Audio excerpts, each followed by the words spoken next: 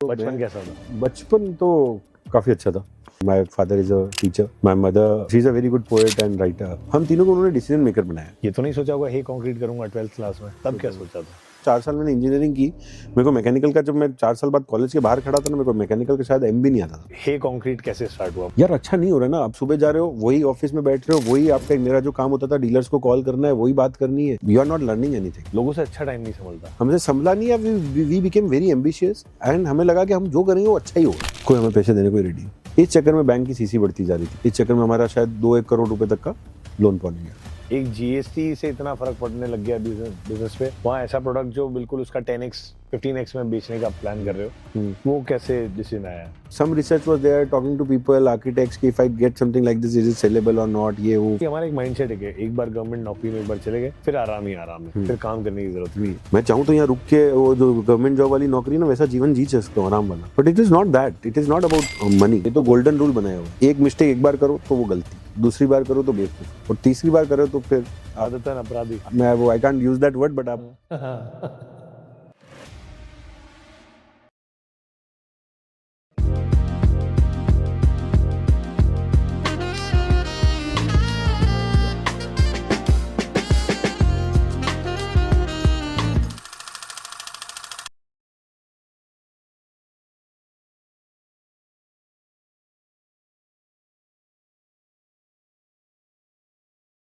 शुरुआत तो शुरुआत से होती है। हाँ, तो शुरुआत ये थी। बचपन कैसा था? बचपन तो काफी अच्छा था। मतलब born in a middle class family. हम लोग basically, my father is a teacher, my mother was a housewife, but she is a very good poet and writer and painter. वो कोई क्वालिटीज आई आप में? या मेरे में नहीं है, वो मेरे छोटे भाई में आई थिंक। सो हम लोग 3 भाई हैं। My elder brother doctor Vyom Bolia, he is a physiotherapist. My younger brother Rachit, he is a content writer and designer. Okay. उसके अंदर में आई थिंक मदर की वो सारी क्वालिटीज उसमें आई है। And the best part I think हमारे साथ ये था कि हम लोग 3 भाई थे, साथ में बड़े हुए। हम लोग यहाँ ओल्ड सिटी में ही रहते थे, घंटा करके वहाँ। ओके। आई थिंक मतलब for whole my childhood and adulthood, मतलब हम लोग 22 साल की एज तक तो मैं वहीं था, जब तक कॉलेज गया था। और ठीक है, बड़े होते हुए मतलब आई थिंक क्रेडिबल, मतलब all credit to my mom and dad, कि जो भी उनकी फाइनेंशियल स्थिति थी, बट उन्होंने हम तीनों को एजुकेशन टॉप नॉच दी। मतलब हम लोग यहाँ के टॉप स्कूल में पढ़े। और I can understand now since I am a parent कि क्या उन्होंने झेला होगा कि उस फाइनेंशियल स्थिति में, बट कभी हमें नहीं फील होने दिया कि ऐसा कुछ है। कॉलेज चाहे उसके लिए जा रहे हो, कोचिंग के लिए, मैं I tried for IIT also, तो जो भी बेस्ट कोचिंग है वो करो, वैसा कभी लगने नहीं दिया। बट पूरे प्रोसेस में मेरे को एक चीज़ बहुत अच्छी लगी, जो तीनों भाइयों में आई है, हम तीनों को उन्होंने डिसीजन मेकर बनाया। मेरे लाइफ के किसी भी डिसीजन में मेरे पेरेंट्स ने कभी ये नहीं बोला कि ये क्यों, मत करो। मैंने चाहे 10th के बाद साइंस ली, या मैंने साइंस के साथ बायो भी ली, मैथ्स के साथ बायो भी ली, फिर मैंने ड्रॉप लिया। मैं ड्रॉप लेने के लिए पहले जयपुर गया, वहाँ नहीं जमा, वापस आया। किसी डिसीजन में ये नहीं था कि हर बार ये कि अच्छा नहीं हुआ चलो नेक्स्ट नेक्स्ट। चाहे मैं जॉब छोड़ के आ गया धंधा करने, मतलब मेरे पुश्तों में किसी ने धंधा नहीं किया, और आई थिंक मेरे पेरेंट्स को यही लगा चलो ये मेरा एक बच्चा तो सेटल हुआ। I was doing a pretty good in job, मतलब हीरो के अंदर था। तो जॉब छोड़ के वापस भी आ गया, तो ठीक है, ऐसे लगा होगा कि क्यों छोड़ा, बट ठीक है, अब डिसीजन ले लिया तो करो, ठोकर खाओगे तो सीख जाओगे। थोड़ा और रिवाइंड करते हैं। बात, life is anyways a competition, अगर आप उसको मानो नहीं मानो। तो एज अ फैमिली जहाँ पे एक एल्डर ब्रदर है, एक यंगर ब्रदर है, इंटरनल कंपटीशन रहा? यार इंटरनल कंपटीशन तो एज फार उस टाइम पे रहा हो तो याद नहीं, बट अगर मैं आज याद कर रहा हूँ तो मेरे को ऐसा याद नहीं आ रहा कि कोई इंटरनल कंपटीशन था। कंपटीशन क्या छोटी चीजों में जरूर हो सकता है, इसको ये दिलाया, मेरे को ये दिलाया, वो वाली चीजें हो सकती है कि किसको क्या मिल गया, वो एक अलग मैटर है। वो आई थिंक वो तो ब्रदरली होता ही है कि आज रचित को वीडियो गेम दिलाया पापा ने, तो मेरे को क्यों नहीं दिलाया। तो वीडियो गेम जैसी चीज इस टाइप की फैमिली में एक ही आती है, बट उस टाइप का होगा। बट ये नहीं था कि उसके नंबर या he is doing well in life, वो कंपटीशन आज भी नहीं है और पहले भी नहीं था, कभी नहीं आया हमारे को। And now as you are saying, now I see कि यार हाँ यार, ये भी बात है कि कभी ऐसा था नहीं कि I was competing with my own siblings, कभी नहीं था ऐसा। क्योंकि सब लोग, मतलब both of them were also very good in academic, सब अच्छा ही कर रहे थे हम लोग। हम जो सेंट पॉल्स में प्राइज मिलता था, हम तीनों ही चढ़ते थे स्टेज पे हर साल। तो everybody was doing good only. तो ऐसा कंपटीशन है, सबने अपनी अपनी फील्ड भी पकड़ ली अलग अलग। भैया डॉक्टर में चले गए, रचित अपनी लाइफ अलग तरीके से जी रहा है, मैं मेरा कर रहा हूँ, तो भी वो कंपटीशन कभी नहीं आया। आज भी हमारी ज्वाइंट फैमिली है, हम सब साथ में ही रहते हैं, 11 लोग हम एक ही घर में रहते हैं। मतलब पापा मम्मी भैया भाभी बच्चे, तो भी ऐसा कोई कंपटीशन नहीं है कि मैं क्या कर रहा हूँ, how well I am doing या हाउ वेल भैया इज डूइंग, वैसी फीलिंग कभी आई भी नहीं. I think it's about the right parenting that. Life में हम जो भी डिसीजंस लेते हैं हम्म. स्पेशली अपने करियर को लेके, वो शेप कैसे होता है? How do we end up here? How do you ended up as, being an entrepreneur, है ना? या तो हाँ, फर्स्ट क्वेश्चन, मतलब इनिशियल लेवल पे ये तो नहीं सोचा होगा हे कंक्रीट करूंगा 12th क्लास में? बिल्कुल नहीं. तब क्या सोचा था? 12th क्लास में तो प्योर भेड़ चाल थी. मतलब आप समझ रहे हो, क्योंकि एक्सपोजर की इतनी कमी थी, और स्पेशली उदयपुर जैसे शहर में कि क्या हो सकता है. तो एज अ, अगर अपने यहाँ वही चलता था, अगर 70 से ऊपर मार्क्स आए साइंस लेनी है, 70 से नीचे आए कॉमर्स लेनी है, और ज़्यादा नीचे आए तो आर्ट्स ले लो. मतलब एक जनरल वो था. तो and practically my dad is a professor in mathematics, तो कहीं ना कहीं मैं साइंस में अच्छा था, साइंस मैथ्स में. तो और मेरे को अच्छा भी लगता था पढ़ना, ऐसा भी नहीं कि मैं अच्छा था तो पढ़ के अच्छा था. मेरे को फिजिक्स तो मेरे लिए मतलब वो मोमेंट होता है, मैं फिजिक्स कर रहा होता तो मेरे को बड़ा मजा आता था. तो मेरे को ये था कि यार चलो साइंस मतलब इंजीनियर बनेंगे. बट उस वक्त क्या ऑप्शन भी नहीं था. मेरे को लगता है अगर उसका ऑप्शन होता तो कुछ और भी इवैल्यूएट किया जा सकता. क्या बनते अगर ऑप्शन होता? आई डोंट नो, मतलब प्रोबेबली अगर एंटरप्रेन्योरशिप आज की डेट में पढ़ाई जाती, उसको पढ़ाई जाती, तो मैं शायद एंटरप्रेन्योरशिप चूज करता. मैं इंजीनियरिंग चूज नहीं करता. ठीक है, क्योंकि प्रैक्टिकली ये भी बता दो, 4 साल मैंने इंजीनियरिंग की. मेरे को मैकेनिकल का, जब मैं 4 साल बाद कॉलेज के बाहर खड़ा था ना, मेरे को मैकेनिकल का शायद एम भी नहीं आता था. तो बहुत ज्यादा सभी- थ्योरेटिकल था. तो सभी इंजीनियर्स के साथ सभी इंजीनियर की यही स्टोरी है ना. तो engineering is not what they have taught in the books, but in those 4 years Exposure. the approach that you develop. An engineer has a very go getter approach. Correct. मेरे को ऐसा लगता है कि करना ही है, कर देंगे ये तो, क्योंकि वो समझ में आ जाता है कि आज इंसान ने रॉकेट बना के चांद पे पहुंचा है, तो पहुंच तो जाएंगे, कैसे पहुंचेंगे वो फिर देखते हैं. तो वो अप्रोच एक जरूर है, वो जो इंजीनियरिंग चाहिए. बट 12th में जो आप पूछ रहे हो, तो ऐसा तो नहीं सोचा था कि एंटरप्रेन्योर बनेंगे, कभी नहीं सोचा, क्योंकि सर्विस क्लास फैमिली से आ रहा हूँ, देखा ही सर्विस है. तो सोचा ये था कि अच्छी नौकरी लेंगे. कॉलेज में भी घुसे थे तो एम्बिशन यही था कि 4 साल बाद एक अच्छी नौकरी होनी चाहिए ताकि जीवन अच्छा निकल जाए. वो तो नौकरी में रियलाइज हुआ कि मैं नौकरी वाला आदमी नहीं हूँ. बट अगेन जैसे आपने बताया मिडिल क्लास, आपने बताया इंजीनियरिंग, लेकिन मेरे ये कुछ पर्सनल एक्सपीरियंस से भी बोल रहा हूँ, और इंजीनियरिंग की उस 4 साल के बीच में एक पॉइंट पे ऐसा रियलाइजेशन हो जाता है कि this is not for me, but क्योंकि मैंने अब इसको स्टार्ट कर दिया है तो मुझे इसको फिनिश करना है. ऐसा कभी फीलिंग आया कभी? नहीं, मेरे को ऐसा फीलिंग नहीं आया था. मेरे को तो इंजीनियरिंग, मतलब क्योंकि आप समझना, मेरे लिए एंटरप्रेन्योरशिप तो कभी थी नहीं बुक्स में. मेरे लिए तो यही था कि इंजीनियरिंग अच्छी करके निकलनी है और एक अच्छी नौकरी लेके निकलनी है, ताकि you are settled. Any middle class person or a boy will have this thing, यार मैं जिस फैमिली से आया हूँ मैं उससे बेटर एक जॉब ले लूँ. जैसे फॉर एग्जांपल मेरा उस टाइम पे शायद 6-6.5 लाख रुपए का सीटीसी का जॉब लगा, which was very good from my family point of view, और ग्रोथ भी उसमें अच्छी हुई. मतलब मैं 3-4 साल में I was at almost 14-15 lakh रुपए का सीटीसी पे पहुंच गया था. तो बहुत अच्छा था. मतलब money wise I was doing fairly well for relatively from जहाँ से मैं आ रहा था. तो हमेशा से वही था कि यार अपन मतलब जॉब करेंगे कभी भी, क्योंकि कोई डिस्कशन ही नहीं थे ना फैमिली में कि व्हाट एल्स, इंजीनियरिंग के अलावा क्या. वो फैमिली में डिस्कशन ही नहीं हो रहे आपसी. हर आदमी, मतलब आपको अगर मेरी बात करोगे मेरे भाइयों में, तो सब लोग वही कर रहे हैं, कोई ये सोच ही नहीं रहा है ना उस टाइम पे और क्या. बट इसमें ब्यूटी बताता हूँ क्या हुआ. सेंट पॉल्स में था, हम 7 लोगों का, 7 दोस्तों का ग्रुप है. आज भी वही 7 लोग हैं, ना बढ़ रहा है ना कम हो रहा है. और मेरे अलावा सारे बिजनेस क्लास फैमिली से थे, एवरीबडी. कोई होटेलियर है, कोई मार्बल में था, कोई लकड़ी का किन्हीं का बहुत अच्छा काम है, ऐसे करके मतलब, and Fairlie doing good business. मैं ही एक सर्विस क्लास फैमिली से आ रहा था. I think that company defined your, that Inception of this thing कि यार ये मतलब कि दिस इज समथिंग, वो इंसेप्शन कहीं ना कहीं तो हुआ होगा. जब मैं जॉब कर रहा था तभी मैं सबसे और तब जॉब जब कर रहा था तो ये सब मेरे जो भी दोस्त हैं, ये सब भी अपनी एजुकेशन पूरी करके अपने बिजनेसेस में आ चुके थे.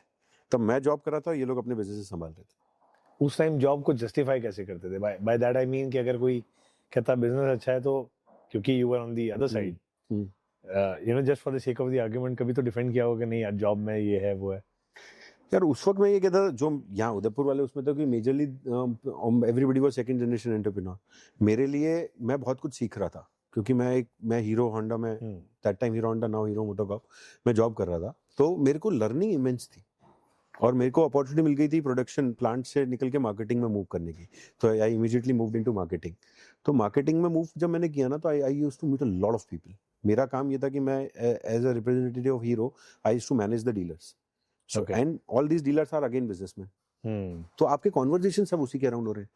पैसा का rotation, how you rotate the money, what is the margin, gross margin, net margin, इतना मार्जिन वरना मार्जिन, यही सब बातें हो रही। और जब आप ये देखते हो यार एक आदमी डीलर इतना अच्छा कर रहा है, तो आपको फिर वो जॉब के अंदर वो हो जाता है। एंड सेकंड क्या हुआ, 2 साल मैंने जॉब बहुत शानदार तरीके से किया, मतलब मैं एकदम 2 साल में सबका फेवरेट था मेरे बॉस लोगों का, और वैसे अच्छा काम करता था। बट 2 साल बाद क्या वो मोनोटोनस होना चालू हुआ, मेरा काम से मन, मेरे को लगता था यार वही एक ही एक चीज़, वही एक ही एक चीज़। और फिर कॉर्पोरेट में एक तो कुछ तो भी होता है, वो मैंने कभी ना, एक बेल कर्व करके होता है, वो एचआर आपको समझाता है कि आप 2 साल अगर आपको एक्सीलेंट मिला तो तीसरे साल आपको गुड ही मिलेगा। अच्छा। मतलब if you are rated from 1 to 5, अगर 2 साल 5 मिला है तो तीसरे साल आपको 3 मिलेगा, सम फॉर सम रीजन। वो मेरे से डाइजेस्ट ही नहीं हुआ। मैं तो मेरे बॉय बोलूंगा कि यानी कि आप ये कहना होगा 10 लोग टीम में हैं, प्रैक्टिकली मेरी परफॉर्मेंस 6 या 7 लेवल पे, कैसे? मतलब आपको भी पता है मैंने कितना काम किया उन्होंने। बोले हाँ बट एचआर है, ये है ना वो है ना करके, वो मुझसे डाइजेस्ट ही नहीं हुआ। तब मेरे को शायद वो हो गया था कि नहीं मेरे को I have to. And second was की लव फॉर दिस सिटी। कहीं ना कहीं मेरे वो सारे दोस्त भी वहाँ आ गए थे, तो मेरा मन तो लगता ही नहीं था कहीं और। तो मेरे को ये था यार वापस शहर जाना है। तो ये जॉब कहाँ थी? ये मेरा, I was placed at Jaipur and used to travel whole Rajasthan, and corporate office being in Delhi, तो मेरा ट्रैवलिंग दिल्ली जयपुर इधर उधर चलता रहता था। I travelled a lot. उस टाइम मैंने बहुत घिसाई, मतलब मैं अपनी वो ब्लू लाइन बसें नहीं होती हैं, वो उसमें बैठ बैठ के जोधपुर से जैसलमेर, बाड़का, बाड़मेर, बलोत्रा, वो पूरा मारवाड़ वाला पूरा बेल्ट, वो ब्लू लाइन, पकौड़े जैसी हालत हो जाती थी गर्मियों में। मतलब बट कभी यूँ लगा नहीं, मतलब ठीक है वहाँ पे वो होटल जहाँ भी रुके थे आके नहाते थे वापस फ्रेश। तो ट्रैवल बहुत किया। सो दे से कि a good boss is an excellent employee, ये कितना सच है? यार ये तो पता नहीं, मेरे को तो अभी तो गुड बॉस की डेफिनेशन भी नहीं पता है, फैक्ट बताऊं तो। मतलब मैं तो खुद ही अपने आप को एज अ बॉस इवैल्यूएट ही करता रहता हूँ। मतलब मेरे को जनवरी में रियलाइज हुआ कि मैं पिछले 2 साल से तो बॉस था ही नहीं, मैं तो डिक्टेटर था, मतलब वैसा था। जनवरी फरवरी में मेरे को रियलाइज होना चालू गया, नहीं आई am doing it all wrong way in this company itself. तो क्या पता हो सकता है एज एन एम्प्लॉय तो मैंने 4 साल ही निकाले। तो इस कमेंट पे ज्यादा कमेंट करना मेरे लिए बन नहीं रहा है कि अगर अच्छा एम्प्लॉय अच्छा बॉस होगा कि नहीं होगा। But now if you think as an entrepreneur, do you think you would hire you? I definitely hire my self, yes. For what? For which qualities? First, मेरे को नो आता नहीं है जीवन में। मेरे को अगर किसी ने कोई टास्क दिया ना, मेरे को करना ही करना है। मेरे को सिर्फ एक, अगर ये टास्क इस पूरी दुनिया में किसी एक और आदमी ने भी किया हुआ है तो फिर तो मैं भी कर लूंगा। बिल्कुल ऐसा कोई टास्क आ गया कि नहीं अपने को भगवान ही बनाने हैं या ऐसा कुछ आ गया तो बात अलग है। तो मेरे को ना मेरे को सुनना पसंद है, ना मेरे अंदर से आता है कि ना, कि नहीं हो सकता, हो कैसे नहीं सकता है। मतलब कोई चीज आप कर रहे हो, फेल हो गए, तो मेरे को लगता है अपन का तरीका कहीं ना कहीं गलत था। सेकंड वे, थर्ड वे, तो कहीं तो पहुंचोगे। And second is my learning approach. मैं हमेशा ये बोलता हूँ कि मेरे को कुछ नहीं आता, जैसे मैंने आपकी बॉस वाली बात की, तो I keep learning a lot and I make notes of it. मतलब चाहे आज आपका मेरा कॉन्वर्सेशन, उससे हो सकता है मैं कुछ सीख के निकलूंगा, या मैं किसी के साथ भी बैठता हूँ मैं कुछ ना कुछ सीख के निकलता हूँ। सब मेरी अप्रोच ही लर्निंग की होती है। और मैं ये बोलता हूँ learning is a conscious effort. Learning is not which is going to happen अपने आप। आपको अपने आप कुछ सीखने को नहीं मिलेगा। Correct. आपको कॉन्शियसली देखना पड़ेगा कि जो भी मैं एक्सपीरियंसेस ले रहा हूँ उससे मैं सीख क्या। It has to be a conscious decision. तो ये जो मेरी 3-4 क्वालिटी है ना, I will definitely hire my Or do you find such qualities in your employees? Yes. So अभी क्या है, क्वालिटीज हैं, ऐसा नहीं है, बट ठीक है, आप किसी में कोई है, किसी में कुछ है। And now as a boss या as a person employer I am hiring them, मेरे को लगता है एक लार्जर रिस्पॉन्सिबिलिटी मेरी भी आती है कि आई ग्रूम देम करेक्टली। मतलब होता है ना, अगर आज बच्चे के मार्क्स कम आए या फेल हो गया तो पहली रिस्पॉन्सिबिलिटी तो टीचर की। टीचर को तो पता होना चाहिए ना कि इसके 100 में से 100 क्यों नहीं है, या पहले से पता होगा ना कि यार ये मैथ्स में वीक है एग्जाम्पल, तो मैं मैथ्स पढ़ा क्यों रहा हूँ उसको। बट अगेन इसके साथ में जो एक्सपेक्टेशन है कि यू नो ऑब्वियसली पांचों उंगलियां भी एक जैसी नहीं हाँ होती, बिल्कुल, एब्सोल्युटली। तो ये एक्सपेक्टेशन के जितना हम परफेक्शन को देखते हैं, जितने डेडिकेशन से हम काम कर रहे हैं, वो एक्सपेक्टेशन गलत है या सही है अपनी टीम से? परफेक्शन की एक्सपेक्टेशन तो बिल्कुल गलत है। इक्वली पैशनेट होना, वो भी गलत है, वो हो ही नहीं सकता। इक्वली पैशनेट है तो इक्वली रिवॉर्ड कहाँ मिल रहा है। आप एक बात समझना, as a owner of the company I own some equity in this company. Company जितनी भी ग्रो होगी उसका रिवॉर्ड जो मेरे को मिल रहा है वो उनको तो नहीं मिल रहा है, तो इक्वली पैशनेट होगा कैसे? लॉजिक से अगर अपन but चलते then they are also not part of the loss that you own. हैं। लॉस मेकिंग जिस दिन एंटिटी बनेगी उनको वो भी नहीं करना है। हाँ बट तो नेगेटिव, मतलब it's good that people don't think like that way ना। आज एज ए एम्प्लॉय ये थोड़ी सोचता है, वो तो हमेशा सोचे मैं मेहनत कर रहा हूँ तो मैं प्रॉफिट का पार्ट बनता हूँ। वो जैसे ये बात बोल दोगे कि नहीं फिर लॉस भी तेरे को बेयर करना होगा, वो बात तो सही नहीं है ना। वो एक्सपेक्टेशन सही नहीं है एम्प्लॉय से कि इतना फिर वो एम्प्लॉय नहीं होता, वो खुद एंटरप्रेन्योर होता। वो मेरे यहाँ काम ही नहीं कर रहा होता ना। वो कोई एम्प्लॉय क्यों बने? मैं नहीं बना ना एम्प्लॉय। मेरे को ये समझ में आ गया था कि मैं आई कैन डू वर्क। मैं 1 घंटे, मेरे साथ वाले जो काम 8 घंटे में करते थे मैं 2 घंटे में करता था, और मैं 6 घंटे कैंडी क्रश खेलता था ऑफिस में जब मैं जॉब कर रहा था। लोगों को उस कैंडी क्रश से प्रॉब्लम थी। मैंने कहा तुम्हें है तो है, मैं क्या करूँ, मेरा काम तो हो गया। आप समझ रहे हो? वहां से मेरे को समझ में आया कि यार मैं अगर 8 घंटे अच्छा काम करूंगा और उसका रिवॉर्ड खाली मेरे को मिल रहा है, डायरेक्टली मेरे को मिलना चाहिए। वहां से मेरा ये एंटरप्रेन्योरशिप वाला इस थॉट से ये स्टार्ट हुआ कि फिर मैं जितना काम करूं, मैं उसका डायरेक्ट रिवॉर्ड जब तक नहीं मिलेगा मेरे को, तब तक मैं जॉब में कभी खुश नहीं रह सकता, क्योंकि कहीं पे भी जाऊंगा यही होगा। सो फाइनली हे कंक्रीट कैसे स्टार्ट हुआ? मतलब इसकी स्टार्टिंग एक गुड स्टोरी है, हैप्पी स्टोरी है, सैड स्टोरी क्या है? यार वो तो आप जज करना, मैं स्टोरी सुनाता हूँ। तो ये जॉब में ये चल रहा था दुविधा में कि यार जॉब हो नहीं रहा है, 2 साल हो गए, अच्छा काम किया, फिर मोनोटोनस हो गया। बट बिटवीन दैट हाँ। आपने बोला मैं मिडिल क्लास से हूँ और C2C बहुत अच्छा था, which grew to be a very good number. Then what changed? Because जिस माइंडसेट से हम बड़े हुए हैं, जिस आसपास से चीजें, तो इट इज नॉट लाइकली कि सब अच्छा अच्छा हो रहा है और हम उसको छोड़ दें। यार अच्छा नहीं हो रहा है ना, आप समझो पैसे वाइज अच्छा हो रहा है, but you are not learning anything. कुछ भी नया नहीं हो रहा है। आप वो मजदूर, आप सुबह जा रहे हो, वही ऑफिस में बैठ रहे हो, वही आपका, मेरा जो काम होता था डीलर्स को कॉल करना है, वही बात करनी है, डीलर्स वही कहानी सुना रहे हैं, वही डेटा में रिकॉर्ड करके वही आगे रिपोर्ट बना के भेज देनी है। क्वार्टरली एक रिपोर्ट हो जाएगी, हाफली एक रिपोर्ट, वो का वही काम है। और धीरे धीरे मैं काम कर करके इतना अच्छा हो गया उसमें कि वो काम तो मेरे लिए 1 घंटे का भी नहीं बच रहा था। मतलब करना ही वही है। आप सुनो, एंड मैं एक एंट्री लेवल एम्प्लॉय था, ऐसा भी नहीं कि मैं मैनेजर लेवल था। ये भी पॉइंट समझ वाली है। तो मेरे ऊपर ऐसी कोई, ऐसा भी मैं, I was not able to जज माई सेल्फ कि I am making any difference for the company. मैं हूँ नहीं हूँ, वो फिर भी रिजल्ट तो वही होना। तो फर्क क्या पड़ रहा है? एक टाइम में एक टीम में 8 जने थे, उसी टीम में जिसमें हम 8 जने थे, एक टीम में 4 जने भी थे, तो भी काम तो उतना ही हो रहा था। तो वो मेरी जो इररिलेवेंस थी कंपनी के लिए, वो मेरे को खटकने लगी। मेरे को लगा मैं रेलेवेंट ही नहीं हूँ ना, मैं जो कर रहा हूँ उसका कोई वो है ही नहीं। पैसा इंपॉर्टेंट है, मैं मना नहीं करता हूँ, बट जब ये हो रहा होता है, फॉर मी एटलीस्ट वाज कि यार नहीं ठीक है, पैसा तो मैं फिर और किसी, मेरे को, मैं मेंटली परेशान हो रहा था। अगर आप स्ट्रेस की बात करो, मैं तो उस वक्त स्ट्रेस में था। मेरे से मतलब वो फोन बजता तो उठाया ही नहीं जाता था, ऐसे हो रहा फीलिंग आती थी। तो मैं कहा ये फीलिंग तो कैसे करोगे? तो इस दौरान क्या हुआ, सो अगेन इसके अंदर इंसेप्शन था। मैं मेरे जो बिजनेस क्लास दोस्त थे उनसे मिलता था। तो उस वक्त गवर्नमेंट की एक स्कीम आई, युवा उत्तमता प्रोत्साहन योजना। आई डोंट नो ये पॉडकास्ट में आना चाहिए कि नहीं आना चाहिए, बट ये कांग्रेस की स्कीम थी। इसके अंदर था कि जितनी राजस्थान के अप्लाई करेंगे, टॉप 1000 लोगों को 1 करोड़ रुपए की फंडिंग दी, 1 करोड़ रुपए का प्रोजेक्ट होना चाहिए, 90 लाख की फंडिंग मिलेगी at the rate of 7.5% interest rate of, and I think कुछ लैंड वैंड भी, वो गवर्नमेंट लैंड पे आप वो प्रोजेक्ट डाल सकते हो। बहुत बढ़िया। हमने एक प्रोजेक्ट बनाया फ्लाई ऐश ब्रिक्स करके with someone else, another friend of मी।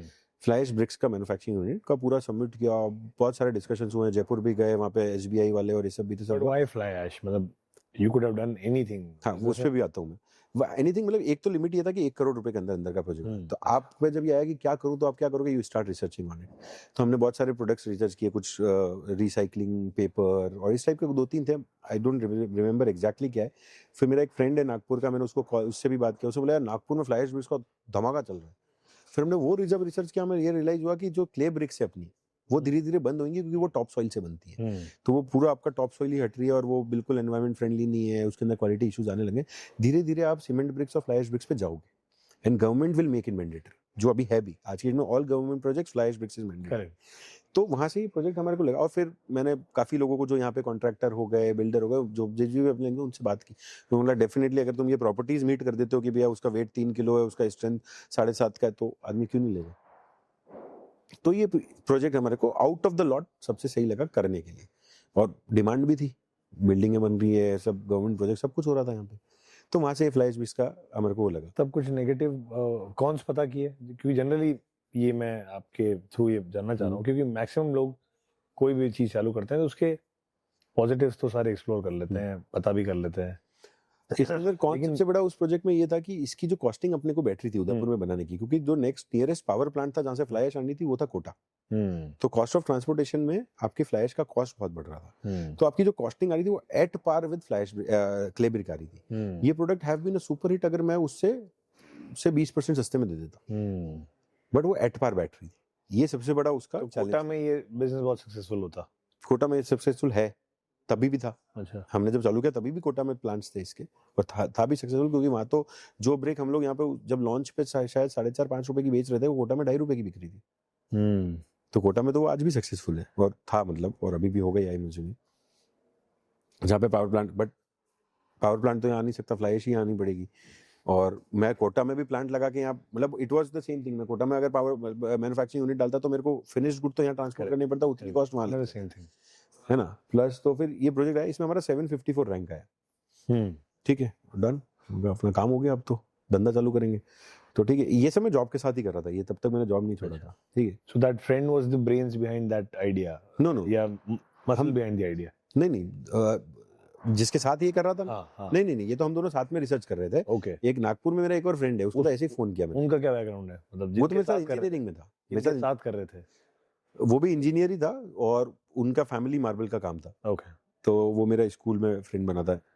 तो ये हुआ 750 और रैंक आ गया। फिर हम बिल्कुल, मैं कब फंडिंग आएगी, तो हम DIC शायद DIC के थ्रू होना था, और ये सब होना था। हम चक्कर लगाते रहे, कुछ रिप्सॉन, कांग्रेस चली गई, बीजेपी आ गई, स्कीम रह गई धरी, हुआ ही नहीं कुछ उसका तो कोई धनी धोरी नहीं बचा। अब क्या, प्रोजेक्ट हाथ में था और पैसे तो थे ही नहीं, देखो बिल्कुल भी। और जो मेरा, जिसके साथ मैंने ये प्लान किया था, वही बैकड आउट, बोला यार नहीं, अपना पैसा लगा के तो ये सब नहीं करेंगे, ये तो वहां से आ रहा था इसलिए ठीक है। तो ही बैकड आउट, बोला उसका ठीक है, जो भी उसने फिर किया जीवन में। अब मेरे पास प्रोजेक्ट था, मैं अभी भी जॉब कर रहा था। अब क्या हुआ, मेरा मन लगना जॉब में और कम हो गया। तो मैं मेरी कंपनी से लड़ा और मैंने कहा यार, मेरे को ये मारवाड़ टेरिटरी नहीं चाहिए, मेरे को मेवाड़ दे दो आप, मेरे को उदयपुर टेरिटरी चाहिए, वरना मैं जा रहा हूँ। मैं टाटा वाटा में इंटरव्यू भी दे के आ गया था, शायद वो टाटा का ऑफर लेटर था। मुझे लग रहा है वो थर्ड ईयर का जो थ्री नंबर है ना, वो आपको बहुत पिंच कर गया। कौन सा? हाँ, वो तो पिंच किया हुआ था, 553 वो भी था। और प्लस वो समझ में आ गया था ना कि मेहनत करने का डायरेक्ट रिजल्ट नहीं है ना। आप आपकी परफॉर्मेंस को आपके अप्रेजल से लिंक कर ही नहीं रहे हो। And once you are not satisfied, you find reasons to offend people, या फिर जस्ट नॉट बी देयर, मतलब उसको। नहीं, फिर तो मेरे को उदयपुर आना था। मेरे को उदयपुर इसलिए भी आना था कि मेरे को ये पता था कि मैं कुछ ना कुछ और एक्सप्लोर कर लूंगा समहाउ। तो फिर उन्होंने मेवाड़ टेरिटरी, मतलब वो ठीक है, क्योंकि अभी क्या था, मेरे को ये पता था कि मेरी ये डिमांड मानी जाएगी, क्योंकि I was performing really well, I was an asset to the company. मतलब मेरे को, उनको पता था वो मेरे को जाने नहीं देंगे, तो उन्होंने मेरे को उदयपुर टेरिटरी भी दे दी। अब मैं उदयपुर टेरिटरी में था, तो मैं 20 दिन यहाँ रहता था, 8-10 दिन जयपुर रहता था। तब मैं ये एक्सप्लोर करता गया। तो फिर मेरा एक और बहुत अच्छा फ्रेंड है, बचपन का दोस्त है, शुभम बावेल करके। उसके पापा का भी मार्बल का काम है, वो पहले साबिक पेट्रोकेमिकल कंपनी में जॉब में था, अच्छा जॉब कर रहा था। वो भी उदयपुर आ गया जॉब छोड़ के, वो तो आ गया कि पापा का मार्बल का काम संभालूंगा।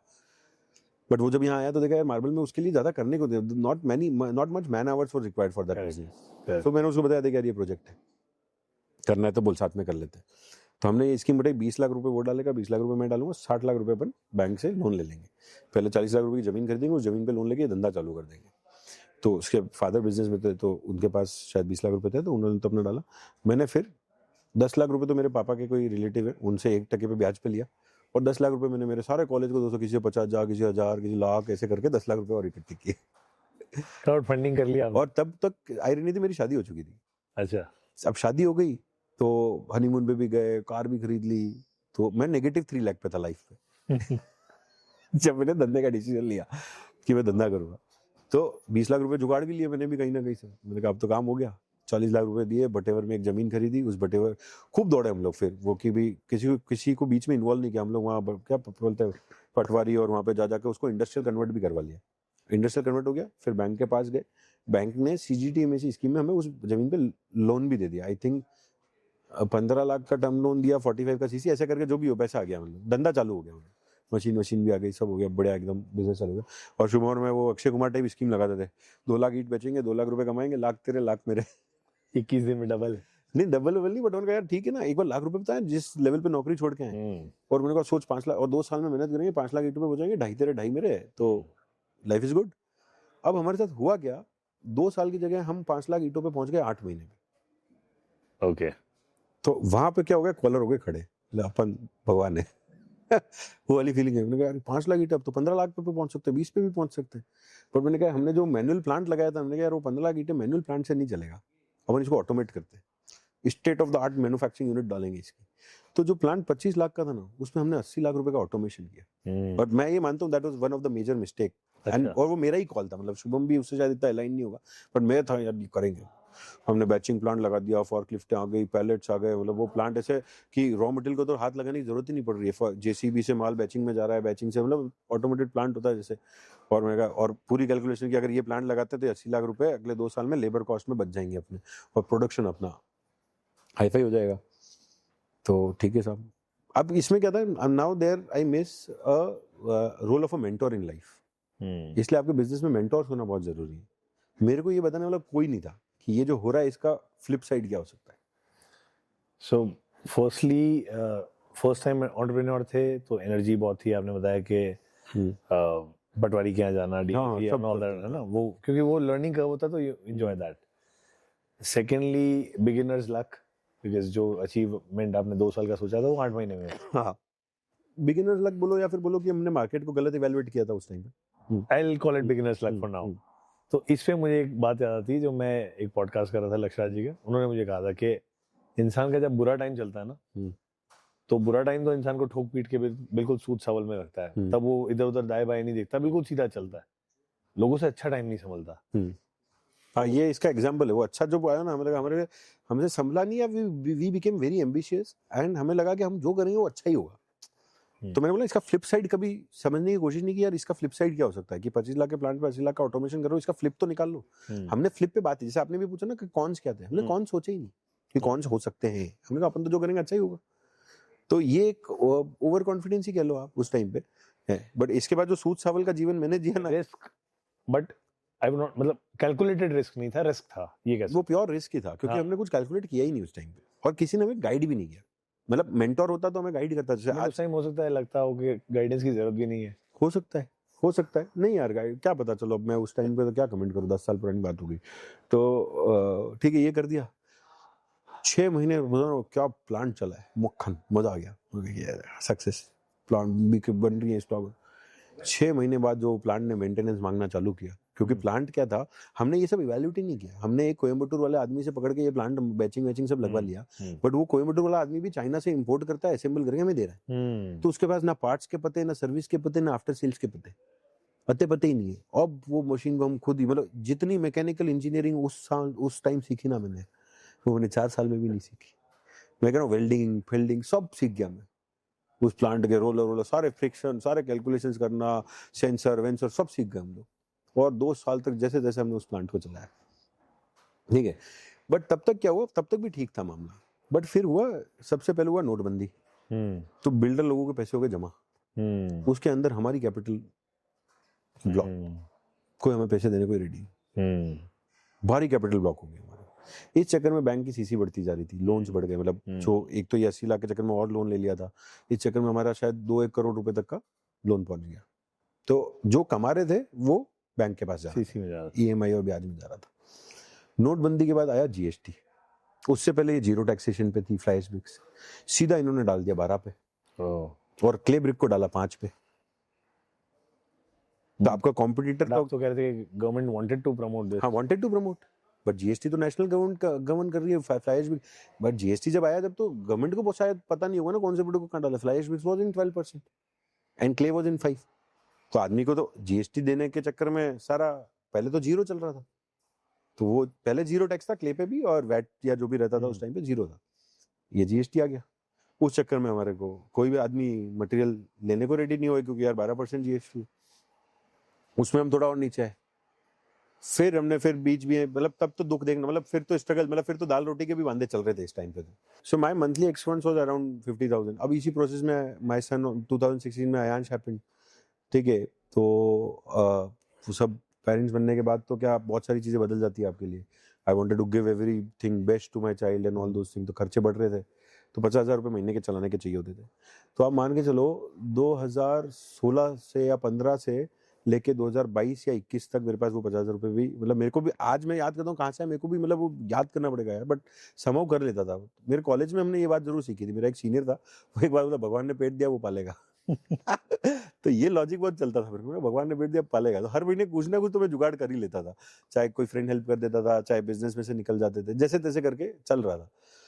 तो बट ये जब सब हो रहा था तो आई रियलाइज कि यार ये सस्टेनेबल नहीं है ये वाला धंधा, तो we'll have to find something else. तो फिर ये एक्सप्लोरेशन में वो रेस्टोरेंट वाला हुआ, उसमें भी वो रेस्टोरेंट के अंदर भी 10 लाख रुपए मेरा यूएस का फ्रेंड है उससे उधार लिए और उसमें डाले, वो जीरो हो गए। तो वो और माथे पे आ गया। फिर एक ये वो गारमेंट योगा, उसमें 1-2 लाख रुपए और मेरे जीरो हो गए। तो मेरे ऊपर वो क्या पर्सनल उधारियां बहुत बढ़ती जा रही थी। कुंडली चेक कराई उस टाइम पे? नहीं, और सब कराए, वो कौन मरता क्या नहीं करता, मरता क्या नहीं करता। तब तो सब विश्वास होने लगे, देखो ना एक और पहना हुआ था उस टाइम पे। तो मैं वैसे इतना ज्यादा विश्वास नहीं करता नाम में A कुछ बढ़ाया है? नहीं वो नहीं बढ़ाया, बट उस वक्त में ये था कि आपके क्या काल सर्प दोष कुछ तो भी अच्छा। था, एक पूजा करा लो, वो पूजा कर ली, और जो बोलते थे वो कर लेते थे छोटा मोटा। मेरे को इतना विश्वास नहीं होता था, बट आप समझ लो जब विपरीत समय चल रहा होता है तो आदमी होप के लिए हर जगह जाता है। तो वो कुंडली उंडली भी दिखा ली। अब सबसे बढ़िया बात ये होता था कुंडली दिखाने की, वो जो मेरे को मैंने मेरा हाथ जितने को भी दिखाया कुंडली, बोला आपका भविष्य बहुत चमकदार है। अच्छी बात है, तो कब से? 2022। ठीक है 2022 तक मेहनत करेंगे। तो ये सब लोग बोलते थे कि मतलब 2-3 दिन को भी लगा 2022 के बाद तो आपको पीछे देखने का वो ही नहीं पड़ेगा। तो अब जो भी है, तो आपके इंसेप्शन बोल लो या जो भी बोलो, अपने को एक पॉजिटिव होप दे दी गई। तो मैंने कहा ठीक है साहब, करते रहते कुछ ना कुछ। फिर कोविड आया। कोविड में तो उस ब्रिक्स के धंधे की बिल्कुल कमर ही टूट गई। कोविड के वो 1-1.5 महीने जो लॉकडाउन था ना, तो 22-23 मार्च के आसपास लॉकडाउन हुआ। तब तक क्या था, ये हे कॉन्क्रीट का आइडिया आ चुका था मेरे को, यार ऐसा कुछ करते हैं। और मैंने प्रोडक्ट को थोड़ा बहुत डेवलप भी कर लिया था, but not at the scale which it was supposed to be a good product and to be sellable in the market. Scalable या सेल? हाँ, स्केलेबल या सेलेबल होगा। तो फिर क्या हुआ, ये जब कोविड आया तो 23 मार्च को जब कोविड हुआ, तो मैंने 8-9 अप्रैल के आसपास मेरी गाड़ी का वो परमिशन मिल रहा था कि रूरल में फैक्ट्री तो परमिशन मिल जाएगा, वो परमिशन निकाल लिया। और फिर मैं और शुभम, हम दोनों, मेरे पार्टनर, हम दोनों पीछे के रास्तों से भटेवर जाते थे। भटेवर जाके वहाँ के जो भी लोकल लोग हैं उनको दिहाड़ी पे वहाँ बुलाते थे कि सबको कोविड में जो भी है, तो सब आते भी थे। और हमने हे कॉन्क्रीट के ऊपर बहुत भयंकर R&D की। 2-3 महीने हमने इतनी इस पे रिसर्च की। और सबसे बेस्ट पार्ट तो कोविड में सब फ्री थे, तो आप ऑनलाइन भी यूरोप में इधर उधर के लोग बात करने को रेडी थे। ज्ञान फ्री में बट रहा था। जो ज्ञान पहले चार्जेबल हो सकता था वो फ्री में पॉज मिल गया था। पॉज मिल गया। हर आदमी अपने आप को सोशल मीडिया पे, रीइन्वेंट का एक सबको टाइम मिल रहा था। Social media got reinvented. Business point of view से बात करता हूँ मैं। करेक्ट। क्योंकि हर आदमी सोशल मीडिया पे था, हर आदमी अपने लाइव कर रहा है, अपनी ज्ञान बांट रहा है, मैं ऐसा मैं वैसा, आर्किटेक्ट अपने लाइव कर रहे हैं। मैं सारे लाइव पे बैठ के सुनता था। मैंने कहा अच्छा ऐसा ऐसा ऐसा। जिस इंडस्ट्री में घुसे उस इंडस्ट्री को तो समझे। सही है। तो मैंने बहुत सारे लाइव कॉन्वर्जेशंस पढ़े, केस स्टडीज पढ़ी, ये सब पढ़ी। तो इस मटेरियल के ऊपर बहुत रिसर्च किया हम लोगों ने। ये this is not easy material to manufacture. आज भी लोग स्ट्रगल कर रहे हैं, लोग आ रहे हैं, ऐसा नहीं है। अगेन जो चीज ऑलरेडी एक डिफिकल्ट फेज से आप चल रहे थे, and then planning to do something which is even more difficult, मतलब एवरी पॉइंट ऑफ व्यू से, क्योंकि इतना इजी होता तो there would have been somebody else doing it पहले से। करेक्ट है ना?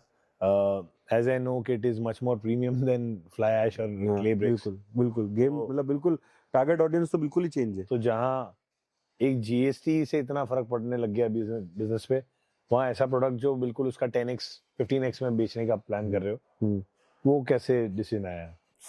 ये क्या था कि पहले कंज्यूमर सेगमेंट का मैं प्रोडक्ट कर रहा था, मेरे को ये तो समझ में आ गया था, जो मैंने आपको भी बोला है, तो अब जो प्रोडक्ट करेंगे ना यार, नेशनल लेवल का मार्केट होना चाहिए और मार्जिन अच्छे होने चाहिए। मतलब वो 5 रुपए, मतलब 4 रुपए में ब्रिक्स बना के 5 रुपए में बेच रहे हो, उसमें क्या कहाँ 1 रुपया कहाँ हवा होता है पता ही नहीं लग रहा था। तो ये प्रोडक्ट जब मेरे को कहीं बैठे बैठे ये एक कॉन्वर्जेशन से क्लिक किया कि there is something like this exist in European market, ऐसा कुछ हो रहा है, और क्या वो कंक्रीट से बन रहा है। तो मैं जब ऑलरेडी फ्लाई ऐश ब्रिक्स और पेवर ब्लॉक बना था, तो मेरे को रिलेटेबल लगा। मैंने कहा यार ये तो मैं भी बना सकता हूँ देख के।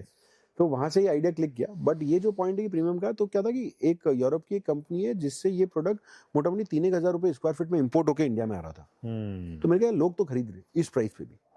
फिर there was an Indian company जो इसको मोटा मोटी 1,000 से 1,500 रुपए स्क्वायर फीट में बेच रही थी। तो मेरे को वहां ये बहुत चमका। मैंने कहा अगर वो कर सकता है तो मैं भी कर सकता हूँ। बस वो जो ये लॉजिक किस पार्ट में हो रहा था? बैंगलोर में। अच्छा। तो मेरे को लगा यार वो कर सकता है तो मैं भी कर।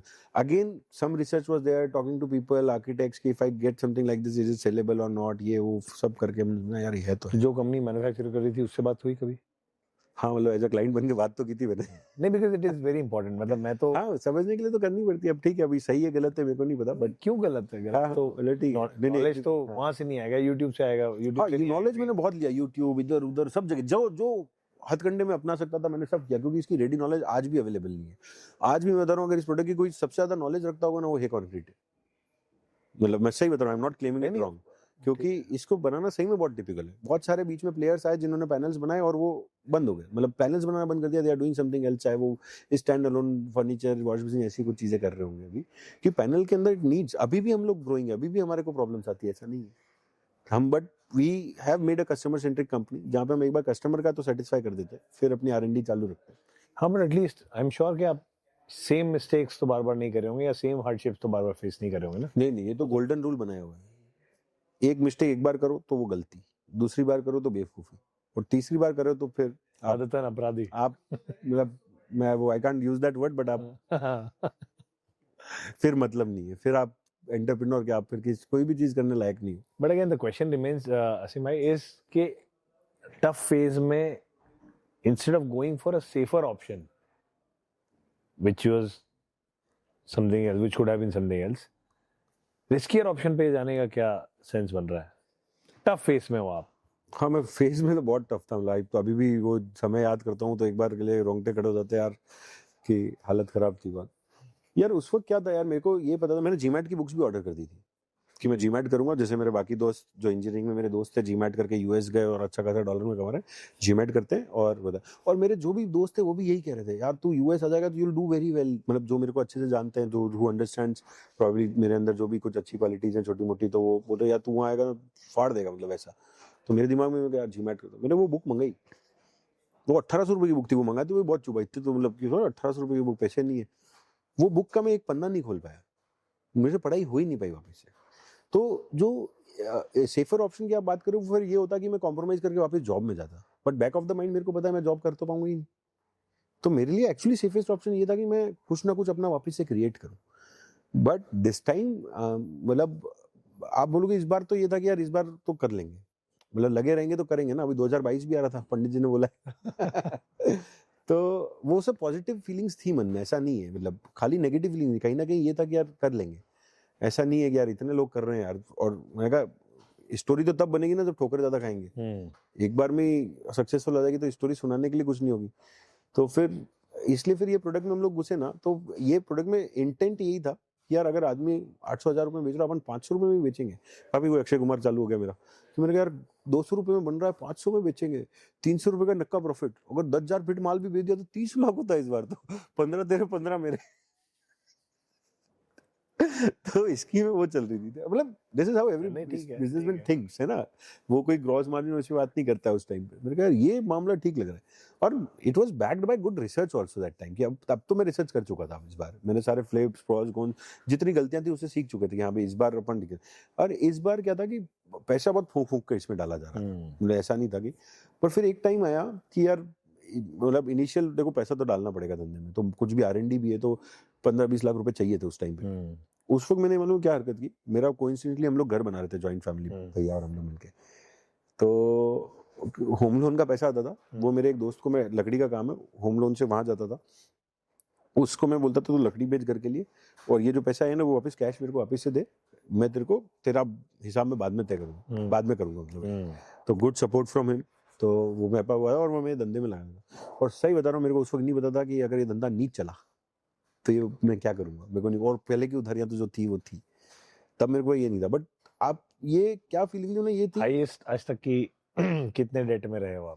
यार मेरी जो ब्रिक्स वाली कंपनी थी वो थी मोटा मोटी 2 करोड़, और उस 2 करोड़ के साथ साथ मैं कम से कम 30-40 लाख रुपए के डेट में था पर्सनल.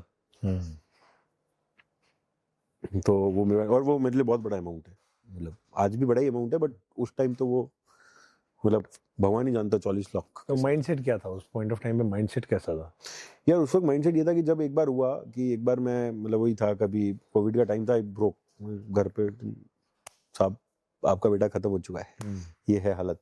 तो फिर पापा ने पूछा कितना, मैंने बोला इतना. वो भी बैठ गए, ये तो बियॉन्ड दी स्कोप है कि ऐसा भी नहीं हो सकता ना कि भाई वगैरह सब मिलके हम लोग कुछ कर लेंगे. नहीं, कोई एसेट था नहीं, कुछ नहीं था.